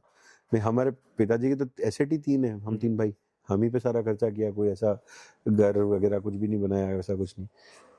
बट वो हुआ, फिर मैं क्या कॉस्ट ऑफ फेलियर है क्या. मेरा कॉस्ट ऑफ फेलियर सिर्फ इतना था कि अगर मैं कुछ नहीं किया क्या ना, बैंक आएगा मेरी बटेवर वाली जमीन ले जाएगा. That is my cost of failure. और जो 30-40 हज़ार की मेरी पर्सनल उधारी, वो मेरे उन जिगरी दोस्तों से है जो समझते हैं मेरे को, और जो Fairlie doing well in life, तो मेरे को पोक नहीं कर रहे हैं कि यार चाहिए, and they have faith in me कि मैं लौटा दूं. इंटेंट है? Intent was never gone, intent कहीं पे भी कभी गलत नहीं. तो मैं क्या ठीक है, कॉस्ट ऑफ फेलियर इतना ही तो है कि इन लोगों को फोन करके सॉरी बोलना है और थोड़ा सा टाइम बाय करना है, और बैंक आके जमीन ले जाएगा, और तो क्या होगा, यही होगा. वर्ष तो यही है. तो मेरे को लगा ठीक है यार, ये वर्ष तो ठीक है, इससे बुरा हुआ है लोगों के साथ. तो मैंने कहा मैंने कोई क्राइम तो किया नहीं है, तो ठीक है फिर आगे बढ़ते. तो Covid was a very you know ठीक है, नो ऑफेंस टू पीपल जिनके साथ बुरा हुआ कोविड टाइम में, मेरे लिए क्या हुआ यार, मेरे लिए बहुत रिजुविनेटिंग हो गया वो घर पे 20 दिन। मेरे ऊपर कोई प्रेशर नहीं था क्योंकि कोई काम नहीं कर रहा है, मेरे को भी काम नहीं करना है।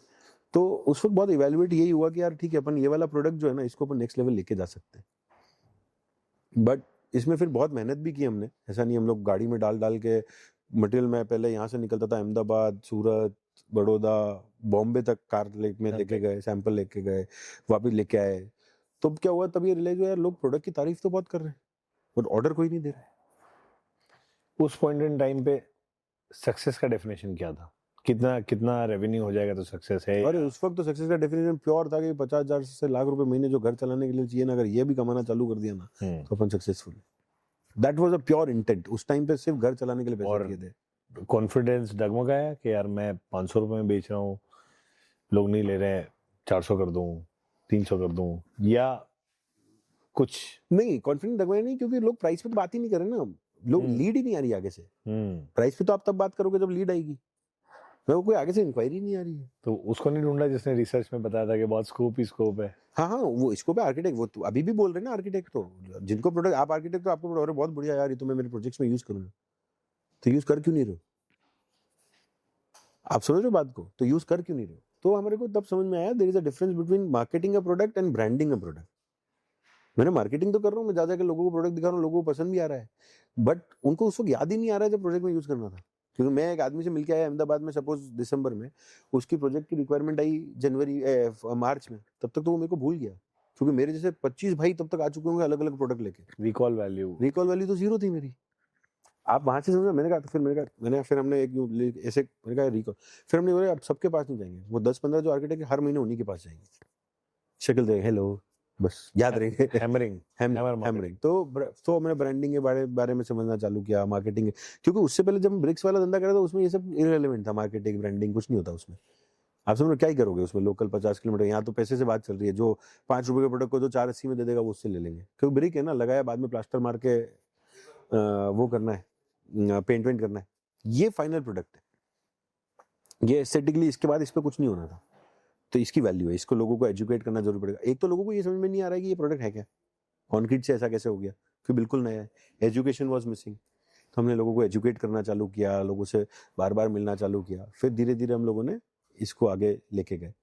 अब इस पूरी जर्नी में क्या हुआ, प्रोडक्ट बन गया, एक छोटा मोटा डिस्प्ले सेंटर भी मैंने बना लिया था 500-800 फीट का, और हमने सोशल मीडिया को बहुत तमीज से यूज किया उस टाइम पे। ये भी कोविड की एक देन है। मैं इंस्टाग्राम, आप अभी भी मेरा असीम बोले का प्रोफाइल देखो और हे कॉन्क्रीट का प्रोफाइल देखो, देखा मैंने। असीम बोले का प्रोफाइल प्रैक्टिकली कुछ नहीं होता उसके ऊपर, क्योंकि मैं खुद का, मैं मतलब आई was not a social media person, but मैंने इंस्टाग्राम को उस कोर तक सीखा जितना। मैं शुरुआत के 2-3 साल तक पूरा सोशल मीडिया में खुद ही करता था, क्या पोस्ट जाना है, एल्गोरिदम क्या काम कर रहे हैं, खुद का वो शूट करने के एंगल वगैरह फोन से, ये सारी ट्यूटोरियल मिल ही जाते थे, ये सब कोर्सेज वगैरह, उससे सब खुद सीखा था।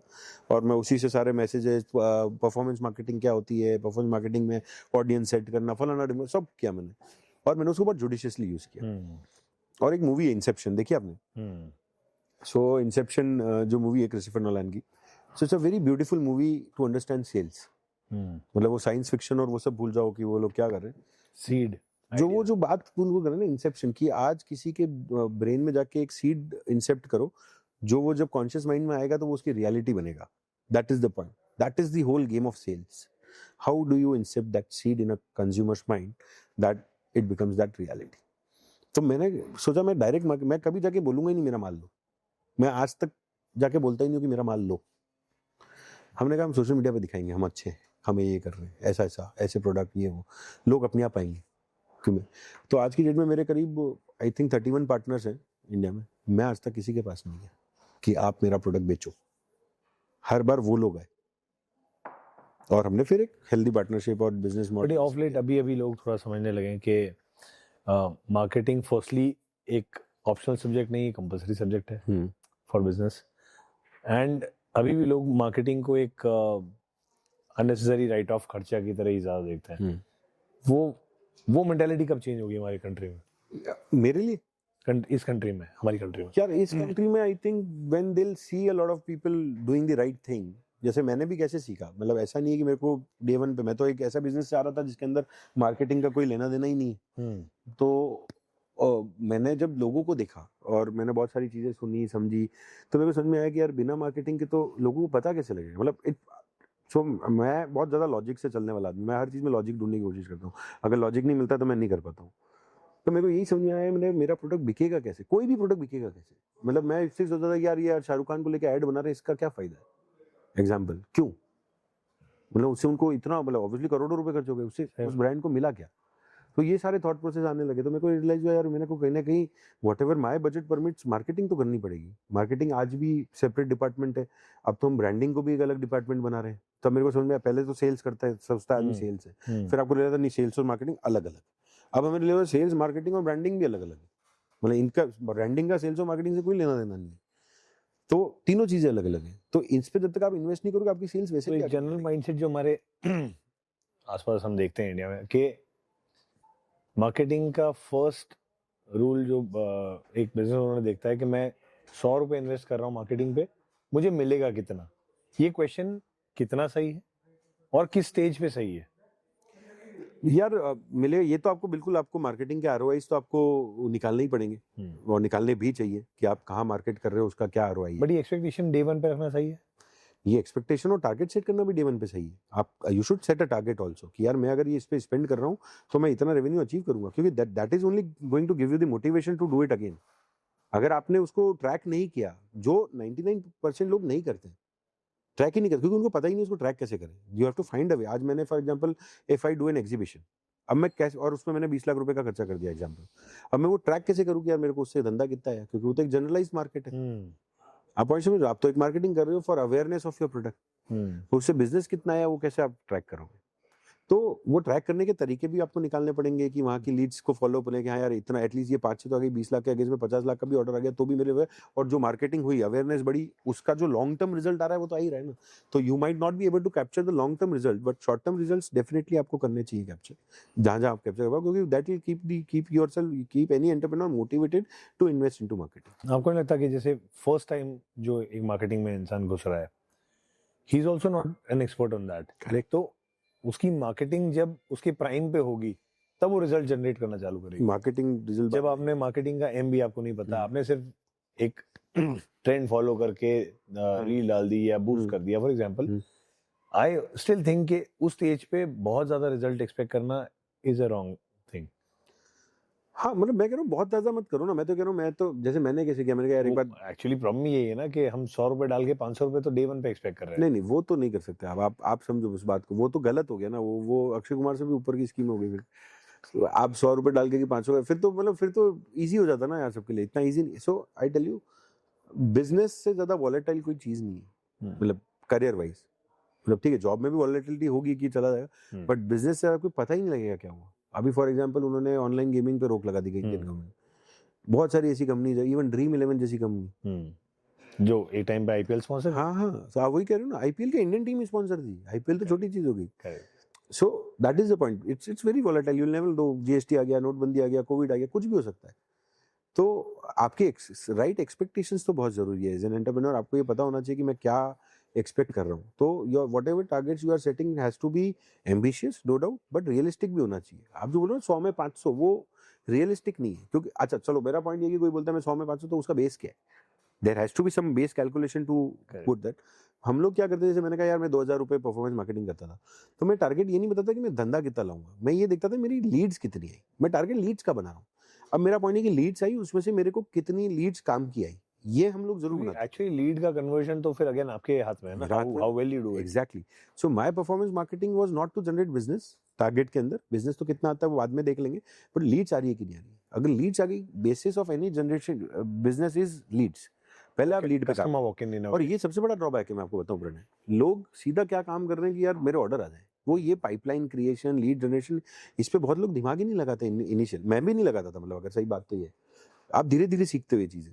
बट आई थिंक इसमें कहीं ना कहीं हमारे अगेन एजुकेशन का वापस से बहुत इंपॉर्टेंट रोल आ जाता है। हमें इस तरीके से सिखाया नहीं गया कि इस तरीके से सोचना है।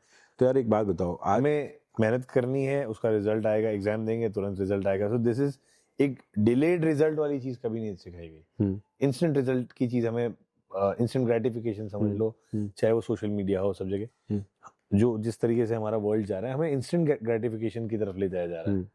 सही और बात है। Business is all about delayed results. Business is all about perseverance and patience. मतलब कई लोग बीच में रुकते ही शायद इसलिए होंगे क्योंकि वो परसिवरेंस और जो कंसिस्टेंसी चाहिए, हाँ, वो आपने देखा होगा इंस्टाग्राम पे वो एक डायमंड हाँ वही माइनर वही हो गया, वैसा हो गया। या मतलब आप कहीं पे भी सुनो, मतलब I have heard a lot of people saying, even celebrities ले लो या ऑथर्स ले लो या सक्सेसफुल बिजनेसमैन ले लो, हर जना यही बात कर रहा है कि यू हैव टू, मतलब इट इज नॉट कि आप कितना अच्छा परफॉर्म कर रहे हो, इट इज कि आप लगातार कितना परफॉर्म कर रहे हो, आप कितने लगे हुए हो। आप समझ रहे हो कि आप मेरे को एक टाइल बनानी में परफेक्ट बनाने में लगा हुआ हूँ। एक कॉम्पिटिटर है जिसने इसको एक बार ऐसे ही करके लॉन्च कर दिया और वो धीरे धीरे अपनी जर्नी में चल रहा है, he will be more successful than I am, right? Correct. क्योंकि आपको consistency and discipline is more important than perfection. Consistency beats quality, that is what it is. हाँ, इट विल, बिकॉज इवेंचुअली आप quality तो deliver करोगे ही ना। एक कोई भी इंडस्ट्री के अंदर अगर आप क्वालिटी डिलीवर नहीं कर रहे हो तो आप वैसे ही नहीं चलोगे। आई रिमेम्बर मैंने फर्स्ट टाइम जब पॉडकास्टिंग चालू करी, I met at least 20 people who said कि हम बस स्टार्ट करने ही वाले थे, बस हमने तो कर ही दिया, हमने माइक भी ऑर्डर कर दिए और बस हम तो करने ही वाले थे। मैंने बोला मैं भी 2 साल से ही सोच रहा था, बस फर्क सिर्फ ये है कि अब मैं कर रहा हूँ। तो आई थिंक फर्स्ट स्टेप का तो हमेशा वो होता ही है। मैं जनरल बता रहा हूँ, फर्स्ट स्टेप की जो ग्रेविटी है ना, वो मेरे को अभी 2 दिन पहले वापस पता लगी। मैं जीवन में पहली बार स्काई डाइव करके आया दुबई में। अच्छा, वो जो एक स्टेप से आपकी धरती हिल बिल्कुल गायब हो जाती है ना नीचे, और आप 13,000 फीट पे होते हो, दैट इज द ग्रेविटी। मतलब वो जो फीलिंग है ना, अभी बताते बताते भी अभी एड्रेनलिन हो जाता है। वो वही है वो फर्स्ट स्टेप, प्लेन से कूदना 13,000 फीट के ऊपर, उतनी ग्रेविटी चाहिए। वो फर्स्ट स्टेप ही तो सबसे ज्यादा डिफिकल्ट है, जो लोगों को रोक लेता है।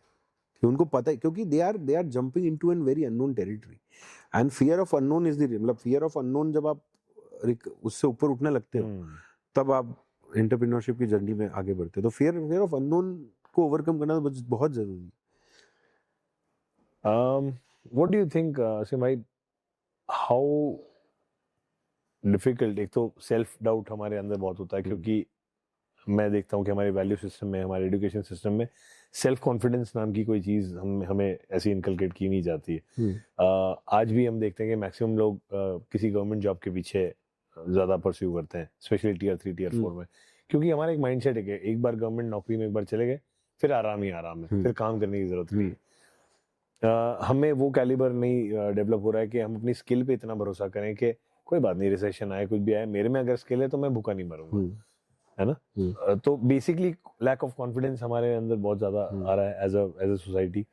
सेल्फ डाउट तो हम कर ही रहे हैं, प्लस सराउंडिंग में जो लोग हैं वो भी कई बार हमें डाउट करते हैं। आपकी लाइफ में कोई ऐसा बंदा जिसने आप पे बहुत ज्यादा डाउट किया हो और शायद आपके लाइफ का मिशन बन गया हो कि यार इसको प्रूव करना है कि आई कैन डू इट? यार डाउट तो देखो, जब आप उस पर सब कर ही रहे होते हैं ना। जैसे मैं एक जनरल बताता हूँ, मेरे फ्रेंड्स थे, वो भी तो यही बोल रहे थे कि यार you are not doing good in life, GMAT देके बाहर आ जा। डाउट ही है, you are doubting whatever I am doing is not right, that's why you want me to change the course of my path. Maybe, but that was because they saw you complaining about what you were doing currently. Maybe. हाँ, might be, ठीक है? But I am talking about a scenario wherein you are enjoying it. Let's say, hey, concrete start हुआ, you are enjoying it. You love traveling, for example, for sampling, because for the first time you're traveling for your own cause. आप अपने खुद के लिए कर रहे हो. And उस टाइम पे किसी ने डाउट किया हो, जब आप एंजॉय कर रहे हो लेकिन लोग डाउट कर रहे हैं? यार डाउट ऐसे यूं वर्बली तो किसी ने किया, मन में तो सब कर ही रहे थे। मतलब ये तो मेरे साथ, हाँ, मन में तो मेरे को ये बोला गया मुंह पे, आई कांट टेक इट कि तू पागल है। पागल की जगह वर्ड दूसरा था कि तेरे को ऐसा लगता है कि चालू होता है वो। हाँ, वो सी से चालू होता है कि मार्बल जहाँ 150 रुपए का मार्बल बेचने में झाग आ जाती है, वहाँ तू 300-400 रुपए में सीमेंट बेचेगा, सीमेंट की टाइल बेचेगा। तो मतलब वो डाउट्स तो थे ही ऊपर, बट वो कभी भी ऐसा, मतलब समझो, ऐसे दिल पे नहीं लिया कि मैं इसको प्रूव, मैं किसी और के लिए कर ही नहीं रहा हूँ। मैं उसको रॉन्ग प्रूव करने के लिए थोड़ी धंधा कर रहा हूँ किसी को, मैं तो मेरे लिए कर रहा हूँ। तो वो फीलिंग नहीं है कि आई प्रूव हिम रॉन्ग। वो तो अगर मैं सक्सेसफुल हो गया वो तो वैसे ही हो जाएगा, हो ही है। But what ever I was doing for my self. मैं ये भी नहीं बोलता कि मैं, कई लोग बोलते हैं कि मैं मेरे परिवार के लिए कर रहा हूँ। मैं परिवार के लिए नहीं कर रहा था, मैं मेरे लिए कर रहा हूँ। मेरी परिवार की तो नीड्स बहुत कम है ना। First satisfaction is self satisfaction. मैं खुद के लिए कर रहा हूँ। आज जो भी क्रिएट किया हुआ है वो क्यों हो रहा है? क्योंकि मेरे को वो भूख है, मेरे को इसको प्रोडक्ट आ गया, मेरे को ग्लोबल जाना है। आज मैं इंडिया में आई एम डूइंग फेयरली वेल। मैं चाहूँ तो यहाँ रुक के वो जो गवर्नमेंट जॉब वाली नौकरी ना, वैसा जीवन जी सकता हूँ, आराम वाला। But it is not that, it is not about money तो ठीक है, पैसा अगर एक लेवल का पैसा आ जाता है तो पैसे से पैसे बना सकते हो अगर आप थोड़े बहुत भी स्मार्ट हो तो it is not about money anymore. अच्छा, व्हाट हैपेंस व्हेन आपका एक आइडिया में बिलीफ होता है, people you care about, people you know near by, आपके फैमिली मेंबर्स होते हैं, वो उस आइडिया को शायद समझ नहीं पाते या उसको उसमें बिलीव नहीं करते, do you pause and try to convince them by explaining the idea, or you think कि मैं इस पे काम करूंगा और रिजल्ट्स एक दिन अपना जवाब देंगे? यार ये आप क्यों पूछ रहे हो, ये मेरे को समझ में आता है, because that has been a major challenge. Lot of people come and tell me कि यार मेरे मम्मी पापा को बिलीव नहीं है, या हम ये करना चाहते हैं बट नहीं कर पा रहे क्योंकि घर वाले सपोर्ट नहीं कर रहे हैं. ये but I would like to, मतलब मैं मेरे लिए बताना चाहूँगा पहले चीज़, but then I address this question is, मैं बहुत फॉर्चुनेट रहा इस मामले में. मेरे को मेरे फैमिली की तरफ से कभी दिस वो नहीं आया कि जो तू कर रहा है वो गलत है. नेवर. बोला तू कर, कुछ तो होगा. They never interfered. उनको पता ही नहीं मैं क्या कर रहा हूँ, मैं कंक्रीट बना रहा हूँ. उनको पता ही नहीं मैं 500 रुपए में बेचना चाह रहा हूँ इसको. शायद आज भी बोल रहा हूँ, ये सुन लेंगे तो पता लगेगा कि मैं इसको 500 रुपए में बेचता हूँ. आज उनका इंटरफेरेंस उस लेवल पे कभी रहा ही नहीं. इवन माई वाइफ, मतलब शी ऑलवेज सेड कि हाँ ठीक है, मतलब there was struggle, she was also a part of this struggle, क्योंकि हो रहा है आयांश था सब था, बट कभी ऐसा नहीं हुआ कि यार कि नहीं ये नहीं. वो हमेशा आज भी कहीं बोलती है, मेरे को ये जरूर पता कि कॉलेज, मतलब she knows me since college, school in fact, तो वो हमेशा यही बोलती है कि मेरे को ये पता था कि आदमी के अंदर परसिवरेंस भयंकर है, ये पागल है, ये भूत की तरह लग जाता है. तो मेरे को ये पता था ये लगा रहेगा तो कुछ तो उखाड़ ही लेगा. वो यही बोलती, उसको ये फेथ तभी भी था और आज तो खैर अब है ही है. तो वहां भी परस्यू किया क्या आपने? हाँ, और भर किया, वो स्टोरी अलग है. वो भी भारी स्टोरी है. तो वो है, वो अपन अलग कभी और ऑफ द रिकॉर्ड करें. करेक्ट. तो क्या है कि जैसे कॉलेज में भी मैं, मेरे कॉलेज का जो भी प्रेसिडेंट जो भी बोलते हैं इवेंट का वो था, तो I was always in that leadership वाला थिंग. मुझसे मतलब नीचे काम होता ही नहीं था, शायद इसीलिए जॉब भी छोड़ा. तो क्या है कि बट जो आप ये कह रहे हो ना, उसका ये है, this a genuine problem when somebody wants to try new, the fear of unknown is majorly from their family. कि यार ठीक है, सही तो चल रहा है, but apparently it is unknown to them also. Everybody unknown. But मुझे कभी कभार इस बात पे थोड़ा सा सरप्राइजिंग भी लगता है कि लोग उसकी एडवाइस सुनते हैं जो उस इंडस्ट्री का एक्सपर्ट भी नहीं है. आई मीन ठीक है, you respect somebody, that's fair, but आप ये तो चेक करो कि उस सब्जेक्ट पे उनका नॉलेज कितना है. फैमिली वाइज ही बात कर रहे हो, फैमिली वाइज, फ्रेंड्स वाइज, और एनीबडी इन जनरल अगर चलता है. डायरेक्शन तो इंसान को खुद को लेना पड़ेगा कि एडवाइस किससे ले रहे हो, क्यों ले रहे हो, ले ही क्यों रहे हो, सुनी क्यों रहे हो. मतलब मैं तो कह रहा हूँ ना, मैंने नहीं सुना जब मेरे को ये बोला गया कि ये, क्योंकि मेरे को पता है, मेरी रिसर्च अलग कह रही है ना. मेरी रिसर्च कह रही है कि आदमी 800 में बेच रहा है, मैं तो 400 में बेचने की बात कर रहा हूँ. अब मैं वो कैसे वो कन्विक्शन वहां ट्रांसफर करूं, नहीं कर सकता. और मैं क्यों करूं, फर्स्ट ऑफ ऑल. चलो मैं कर भी सकता हूँ, तो why would I waste my energy on this की transferring my conviction to you. Unlike you, lot of young people these days seek validation. Yeah, I also seek validation. ऐसा नहीं, everybody seeks validation. These days, young entrepreneurs seek validations from everyone. It is like keeping everybody happy. हाँ, तो यही तो correction की जरूरत है, यही तो मैं कह रहा हूँ. अपने को, मतलब if anybody who is going to hear this, I am saying validation चाहिए. मैं मानता हूँ अपन इंसान है, देखो, एक तो अपन भगवान तो है नहीं. वैलिडेशन, एप्रिसिएशन सबको चाहिए. मैं तो, कोई मुझसे पूछता है ना कि भाई आपको एप्रिसिएशन मिलता अच्छा लगता है, क्यों अच्छा नहीं लगेगा, इंसान बिल्कुल अच्छा लगता है. व्हाट आई वांट टू से इज कि आप वैलिडेशन किससे सीख करो ना, वो बहुत इंपॉर्टेंट है. किसका वैलिडेशन. अभी राह चलता आदमी कुछ भी बोल जाएगा तो क्या आप उसको बोलोगे कि उसने मेरे को ऐसा बोल दिया. यही तो बड़े बूढ़े सब बोल के गए ना कि हाथी चलता रहता है, कुत्ते भौंकते रहते, भौंकने दो. आप उसके वैलिडेशन पे कैसे जाओगे. तो when this, if you are someone who wants validation from everybody, then there is a huge wrong in that. Seek a validation from your parents, good. Seek validation from your spouse, family, समझ में आता है. But अगर आप कोई चीज कर रहे हो और वो उस चीज को नहीं समझ रहे, तो पहली चीज तो ये वैलिड करो, क्या अपन ने उनको सही से समझाया, या अपन ने सिर्फ अनाउंस किया और उस पे उनका जो आया उस पे रिएक्ट किया. ये बहुत बड़ा मेजर प्रॉब्लम है. करेक्ट है. अब मैं ये करना चाहता हूँ, सामने से एक रिस्पांस अलग ही आएगा, क्योंकि आपने एक अथॉरिटी खुद ही पहले बता दी.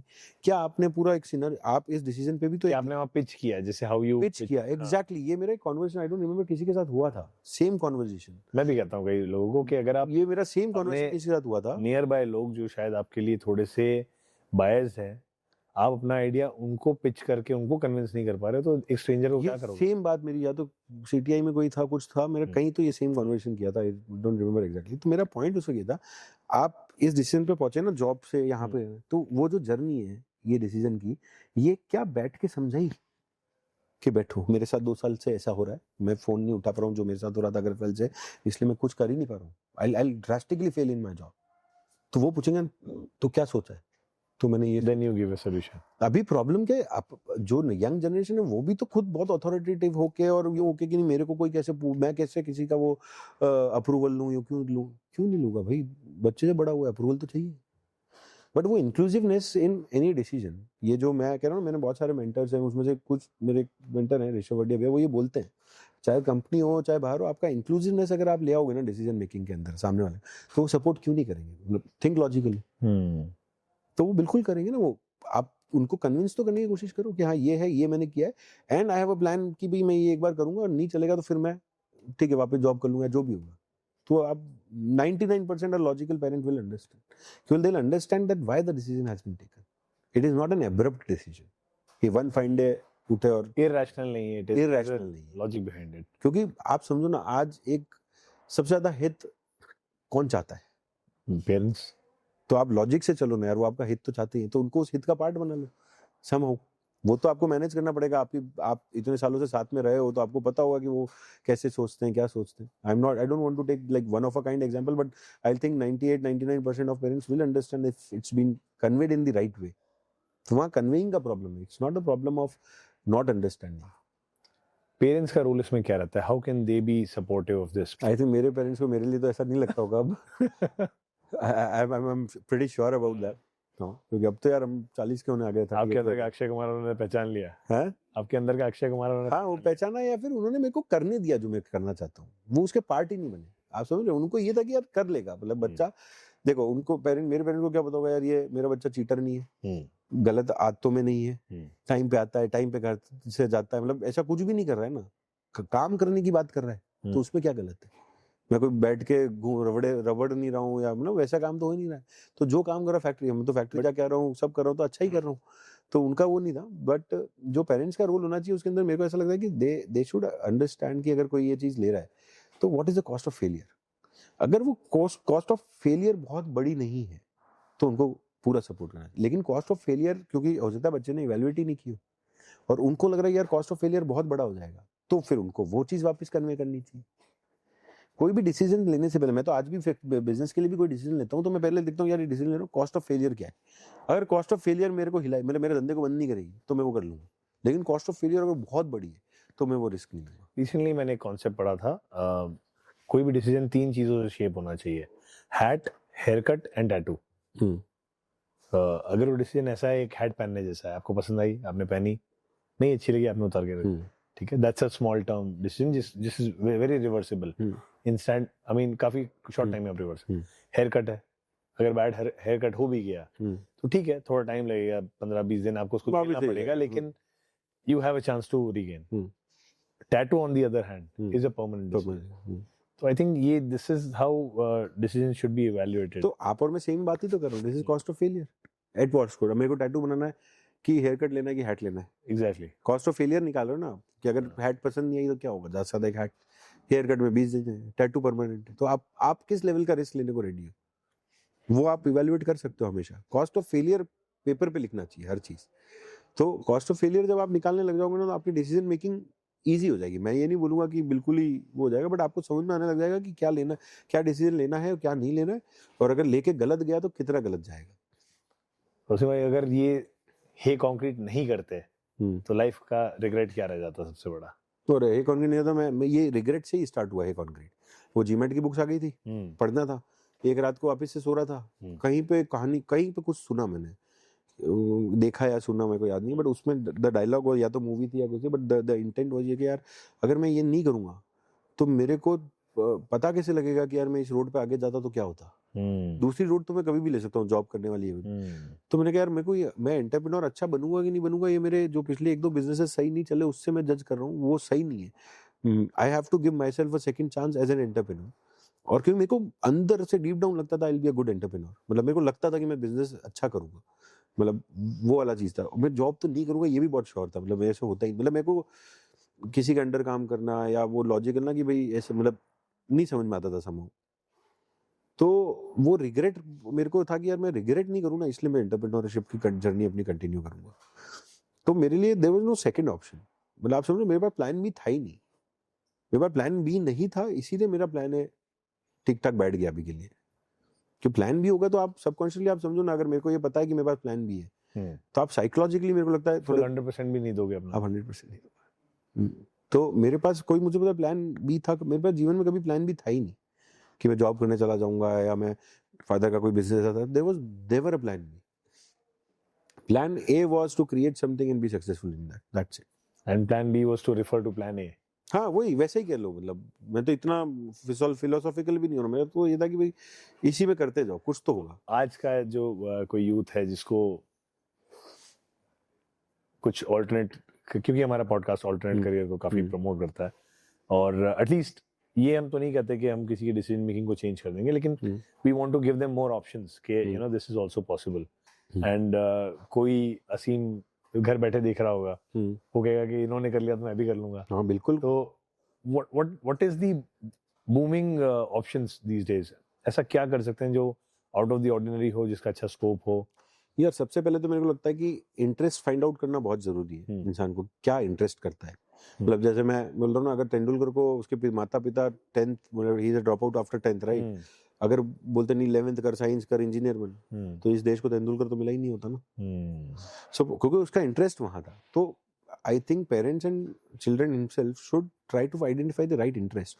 अब किसी को टेक में इंटरेस्ट है, सॉफ्टवेयर में इंटरेस्ट है, फिजिक्स अटेम्प्ट करती है, डॉक्टरी अटेम्प्ट करती है, या कुछ और अटेम्प्ट करता है, उससे आपका पता लगेगा कि यार मैं उसको उस फील्ड में थोड़ा बहुत आगे तो बढ़ के देखूं। AI is expanding like anything, पता नहीं उसके अंदर कोई कुछ कर ले, है ना। क्रिएटिव फील्ड में बहुत सारी चीजें, पॉडकास्ट हो रहे हैं, लोग पॉडकास्ट लेवल पे क्या क्या पहुंच गए। तो क्या चीजों में आदमी क्या अच्छा है, मैं तो कह रहा हूँ ना, देयर आर पीपल जो आज मैं इवेल्यूएट कर लूंगा ना, मेरे कॉलेज के फ्रेंड्स, मेरे को लगता है यार वो क्या बढ़िया बकर आदमी था, वो अगर ऐसी कोई चीजें क्रिएट करता क्या मस्त करता अपन। बट जीवन में उसको नौकरी ने वही भेड़ चाल में नौकरी की और ये किया और वही शादी करके वही जीवन जी रहे हैं अपन। तो वो इंटरेस्ट फाइंड आउट करना बहुत जरूरी है। जैसे मेरे लिए सही राइट किया, वो मेरे को एक बहुत पहले ये समझ में आ गया कि मैं जॉब नहीं कर पाऊंगा, मेरे को खुद का कुछ क्रिएट करना है। तो that creation was my kick, कि मैं जब खुद क्रिएट करता हूँ और वो अच्छा होता है और लोग अप्रिशिएट करते हैं ना, वहां मेरे को वो सेटिस्फैक्शन आता है। आज भी मैं कह रहा हूँ ना, मेरे को मतलब ठीक है, और कोई बोलेगा कि असीम बोले कि नेटवर्थ क्या है, उससे मेरे को वो नहीं, बोले यार असीम ने हे कॉन्क्रीट बनाया, वो मेरे को एकदम यूं मजा आता है सुन के करने को। So one quality that you want to be known for, के मतलब मुझे कुछ भी मत कहो, लेकिन वो एक क्वालिटी जो you want people to know and to be known about. या मेरे को ऐसा लगता है कि मतलब जो मेरे अंदर है भी है कि मैं I don't accept no as an answer for anything until unless there is a huge sample set available of something. मेरे को ऐसा लगता है सब पॉसिबल है करना। मतलब मेरे को ऐसा लगता है कि क्या ये कंपनी को मल्टी बिलियन डॉलर कंपनी बिल्कुल है, पॉइंट ये कि करना चाहते हो कि नहीं चाहते हो वो एक सेकेंडरी चीज है, पॉसिबल सब चीज है। तो मैं चाहता हूँ कि मेरे को मतलब कोई मेरे को देखे भी तो ऐसा कि यार हाँ ये अप्रोच सही है, कर सकते हैं अपन, करना है नहीं करना है वो सेकेंडरी नहीं हो। जो है ना, को बोले कि यार मैं किसी को बोलूंगा यार एक काम करना, बुर्ज खलीफा से छलांग मार, पागल का नहीं हो सकता। तो क्यों नहीं हो सकता, टॉम क्रूज ने की ना, हो सब सकता है, करना है कि नहीं करना है वो सेकेंडरी। तो वो मुझसे नो नहीं झेला जाता है। तो I want to people to see me like that only. Amazing है भैया, it was a pleasure talking to you. In fact बहुत सी बातें हैं और मुझे नहीं लगता कि हम एक एपिसोड में इसको कवर कर पाएंगे। तो we wish you all the success. Thank you so much Pranay, specially happiness, है ना। हाँ दैट इज अ मस्ट, खुश तो रहना ही चाहिए। एंड हम अगेन इसका पार्ट 2 भी बहुत जल्दी करेंगे। हाँ बिल्कुल बिल्कुल, है ना। Done let me know. Thank you so much. Thank you so much. Thank you.